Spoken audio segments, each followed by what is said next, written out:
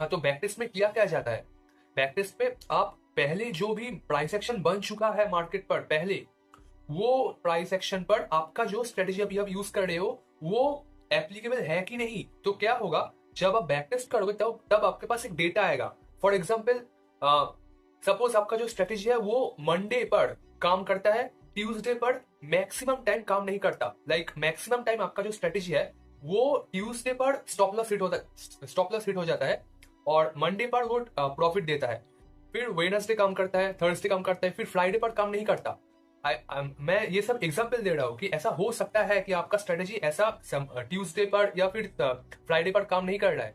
तो ऐसा आपके पास एक डेटा आएगा कि आपका स्ट्रेटेजी इस दिन पर काम कर रहा है, इस टाइम फ्रेम पर काम कर रहा है, या फिर इस सेशन पर काम कर रहा है।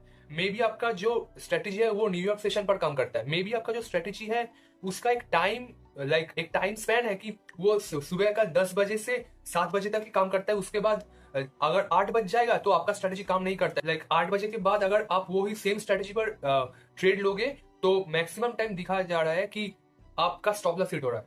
तो ऐसे ही करके आपको आपका स्ट्रेटेजी को बैकटेस्ट करके एक डेटा निकालना है। आपको एक लूप होल मिलेगा, लूप होल। तो आपका जो स्ट्रेटेजी है वो ट्रांसफॉर्म होकर ये हो जाएगा कि मंडे पर ही मैं सेटअप पर ट्रेड करूंगा, वेडनेसडे और थर्सडे पर काम करूंगा इस सेटअप पर, लेकिन ट्यूसडे और फ्राइडे वो 2 दिन मैं मार्केट पर आऊंगा ही नहीं, मैं ट्रेड ही नहीं लूंगा। तो आपका क्या हुआ, जो आप 3 दिन ट्रेड ले रहे हो उसमें वो 3 दिन में आपका जो स्ट्रेटेजी है उसका विनिंग रेट ज्यादा है, तो आपका प्रॉफिट होने का चांस भी बहुत ज्यादा बनता है। ऐसे ही बनते हैं एक profitable strategy. You don't have to trade every day. आपको हर एक दिन ट्रेड लेने का कोई जरूरत नहीं है। आपको देखना है कि किस दिन मेरा जो सेटअप है वो मुझे मैक्सिमम टाइम प्रॉफिट दे रहा है और किस दिन पर मेरा मैक्सिमम एसेट हिट हो रहा है। उस दिन पर आप ट्रेड मत लो। वो जो दिन है वो आपका डेटा से ही निकलेगा, जो आप डेटा आपको मिलेगा बैक टेस्ट करके उससे ही मिलेगा।